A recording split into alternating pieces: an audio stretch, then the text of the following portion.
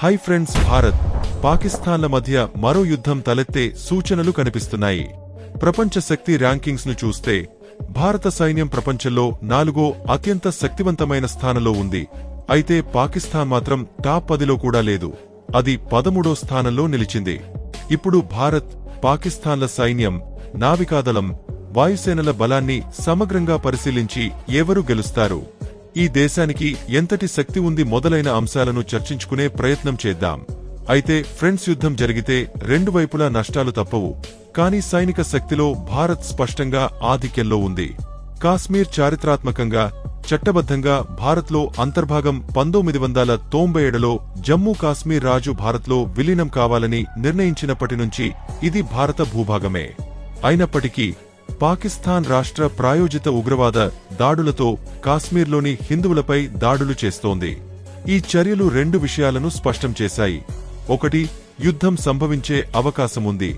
2, ఈ దుష్ట ఉగ్రవాద భావజాలం నాగరిక సమాజానికి, మానవాళికి ముప్పు.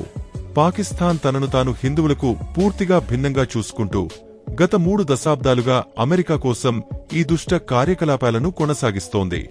అయితే భారత ప్రధాని నరేంద్ర మోదీ ఉగ్రవాద మాస్టర్ మైండ్లను అంతం చేయకుండా వదిలేది లేదని ప్రతిజ్ఞ చేశారు.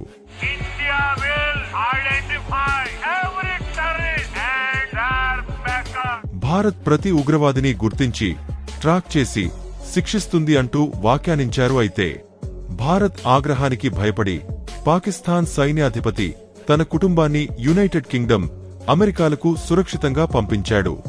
భారత్ యొక్క సైనిక శక్తి, సాంకేతిక పురోగతి, అంతర్జాతీయ సంబంధాలు ఏ యుద్ధంలోనైనా కీలక పాత్ర పోషిస్తాయి. భారత సైన్యం ఎందుకు పాకిస్తాన్ కంటే బలవంతమైనది అనే విషయం గురించి మాట్లాడుకుంటే, విమాన శక్తి, నావికా శక్తి, రక్షణ ఖర్చులలో భారత్ ఏళ్ల తరబడి ముందుంది. 2023లో భారత్ రక్షణ బడ్జెట్ సుమారు $70 బిలియన్ కాగా, పాకిస్తాన్ బడ్జెట్ కేవలం $10 బిలియన్, అంటే భారత్ కంటే కూడా 7 రెట్లు తక్కువ. దీనివల్ల భారత్ వైమానిక, క్షిపణి వ్యవస్థలు, విమాన వాహక నౌకలు, అణు జలాంతర్గాముల్లో భారత్ స్పష్టమైన ఆధిక్యతను కలిగి ఉంది. భారత్ యొక్క దాడి సామర్థ్యంలో కీలకమైన ఆయుధం రష్యాతో కలిసి అభివృద్ధి చేసిన సూపర్సోనిక్ బ్రహ్మోస్ క్రూయిజ్ క్షిపణి. ఈ క్షిపణి గతంలో ఒక యాదృచ్ఛిక పరీక్షలో పాకిస్తాన్ వైమానిక, రక్షణ వ్యవస్థను భేదించిన సామర్థ్యాన్ని చూపించింది. బ్రహ్మోస్ ను భూమి, సముద్రం, గాలి నుంచి ప్రయోగించవచ్చు. ఇది భారత్కు వ్యూహాత్మక ఆధిక్యతను అందిస్తుంది. సుఖోయ్ ఎంకే యుద్ధ విమానంలో బ్రహ్మోస్ ను అనుసంధానం చేయడం ద్వారా భారత్ యొక్క దాడి సామర్థ్యం బాగా పెరిగింది. ఈ క్షిపణి 300 కిలోమీటర్ల రేంజ్తో అత్యంత ప్రమాదకరమైన ఆయుధం. శత్రు లక్ష్యాలను నిమిషాల్లో నాశనం చేయగలదు. రాఫెల్ యుద్ధ విమానాలను ఆర్మీలో చేర్చడం ద్వారా 300 కిలోమీటర్ల రేంజ్ ఉన్న స్కాల్ప్ క్రూయిజ్ క్షిపణులతో భారత్ యొక్క వైమానిక దాడి సామర్థ్యం మరింత బలపడింది. రాఫెల్ శత్రు భూభాగంలో లోతుగా దాడి చేయగలదు. ఇది వ్యూహాత్మక ప్రయోజనాన్ని ఇస్తుంది. త్వరలో రాఫెల్ మెరైన్ విమానాలు ఐఎన్ఎస్ విక్రాంత్, ఐఎన్ఎస్ విక్రమాదిత్య విమాన వాహక నౌకల్లో చేరనున్నాయి. ఇది భారత నావికాదళ సామర్థ్యాన్ని గణనీయంగా పెంచుతుంది. సుఖోయ్ 30 ఎంకే విమానాలు భారత వాయుసేన యొక్క కీలక బలం. ఇవి బ్రహ్మోస్ క్షిపణులను మోసుకెళ్లే సామర్థ్యంతో అప్గ్రేడ్ చేయబడ్డాయి.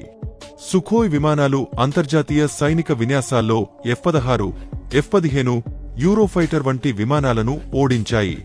ఒకవేళ డాగ్ ఫైట్ జరిగితే పాకిస్తాన్ యొక్క JF-17, J-10 విమానాలు సుఖోయ్తో తలపడలేవు. ఈ ఏడాది చివర్లో టెజాస్ MK-2 తొలి పరీక్షా విమానం జరగనుందా? ఫ్రెండ్స్, ఒక విధంగా చెప్పాలంటే భారత్ వైమానిక రక్షణ వ్యవస్థ ప్రపంచంలోనే అత్యుత్తమమైన వాటిలో ఒకటి. సైనిక మానవ శక్తిలో భారత్ బలం అపారం. 14 లక్షల మంది సైనికులు. భారీ రిజర్వ్ ఫోర్స్తో పోలిస్తే పాకిస్తాన్కు 6,50,000 మంది సైనికులు మాత్రమే ఉన్నారు. భారత్కు 4,200 ట్యాంకులు, 44,500 ఆర్మర్డ్ వాహనాలు ఉండగా, పాకిస్తాన్కు 2,600 ట్యాంకులు, 17,500 ఆర్మర్డ్ వాహనాలు మాత్రమే ఉన్నాయి. దీనివల్ల భారత్ యుద్ధరంగంలో ఎక్కువ సైనికులను సురక్షితంగా ముందుకు తీసుకెళ్లగలదు. వాయుసేనలో భారత్కు 2,200 విమానాలు, 600 యుద్ధ విమానాలు ఉండగా, పాకిస్తాన్కు 400 యుద్ధ విమానాలు మాత్రమే ఉన్నాయి. భారత్కు ఎయిర్ రీఫ్యూలింగ్ ట్యాంకర్లు, దీర్ఘ శ్రేణి రవాణా విమానాలు ఉన్నాయి. ఇవి సైనికులను వేగంగా రవాణా చేయడంలో, యుద్ధరంగంలో ఆధిపత్యం చెలాయించడంలో సహాయపడతాయి. భారత్ యొక్క అణు త్రిశక్తి, అగ్ని క్షిపణులు, వైమానిక ప్లాట్ఫారంలు, అణు జలాంతర్గాముల ద్వారా వ్యూహాత్మక నిరోధకతను కలిగి ఉంది. ఐఎన్ఎస్ అరిహంత్, ఐఎన్ఎస్ అరిఘాట్ జలాంతర్గాములు రెండవ దాడి సామర్థ్యాన్ని అందిస్తాయి. 5000 కిలోమీటర్ల రేంజ్ ఉన్న అగ్నేయుధు క్షిపణి ద్వారా పాకిస్తాన్ మొత్తం భారత్ లక్ష్యంలో ఉంది. భారత నావికాదళం 293 యుద్ధ నౌకలు, ఐఎన్ఎస్ విక్రమాదిత్య, ఐఎన్ఎస్ విక్రాంత్ విమాన వాహక నౌకలతో ఇండోపసిఫిక్లో శక్తివంతమైన శక్తిగా ఎదుగుతోంది. పాకిస్తాన్ నావికాదళంలో కేవలం 110 నౌకలు, 8 జలాంతర్గాములు ఉన్నాయి. విమాన వాహక నౌకలు లేవు. భారత్ యొక్క ఐఎన్ఎస్ సూరత్, ఐఎన్ఎస్ నీలగిరి వంటి హైటెక్ యుద్ధ నౌకలు దీనిని మరింత బలోపేతం చేస్తాయి. స్వదేశీ రక్షణ ఉత్పత్తులపై భారత్ దృష్టి సారించడం వల్ల విదేశీ ఆధారపడటం తగ్గింది. 2023లో రక్షణ తయారీ $12 బిలియన్ దాటింది. ఎగుమతులు రికార్డు స్థాయిలో ఉన్నాయి. అయితే యుద్ధంలో శత్రువును తక్కువ అంచనా వేయకుండా శక్తితో పాటు వ్యూహాన్ని ఉపయోగించడం భారత్కు కీలకం. పాకిస్తాన్ సైనిక నాయకత్వం భారత్పై ఉగ్రవాద కార్యకలాపాలను రక్షిస్తూ వచ్చింది. కాని ఇప్పుడు భారత్తో దీర్ఘకాల యుద్ధానికి వారు సిద్ధంగా ఉన్నారా? పాకిస్తాన్ చైనా సహాయంపై ఆధారపడుతోంది. కానీ గ్లోబల్ ట్రేడ్ వార్ మధ్య చైనా భారత్తో నేరుగా యుద్ధంలోకి దిగే అవకాశం తక్కువ. చైనా జోక్యం చేసుకుంటే భారత్ తన మిత్రదేశాలైన అమెరికా, క్వాడ్, ఇజ్రాయెల్, ఫ్రాన్స్, రష్యాలను ఆశ్రయించవచ్చు. పాకిస్తాన్ అస్తిత్వ సంక్షోభంలో ఉంది. బలూచిస్తాన్లో తిరుగుబాటు తీవ్రమవుతోంది. ఆఫ్ఘనిస్తాన్ నుంచి తాలిబాన్ ఒత్తిడి పెరుగుతోంది. ఇప్పుడు కాశ్మీర్లో హిందువులపై ఉగ్రదాడులతో పాకిస్తాన్ ప్రాంతీయ శక్తివంతమైన భారత్ ఆగ్రహాన్ని రెచ్చగొట్టింది. యుద్ధం జరిగితే పాకిస్తాన్ భారత్తో ఎదురొడ్డగలదా? మీ అభిప్రాయాన్ని కామెంట్లో తెలపండి. ఈ వీడియోను లైక్ చేసి ఛానల్ను సబ్స్క్రైబ్ చేయండి.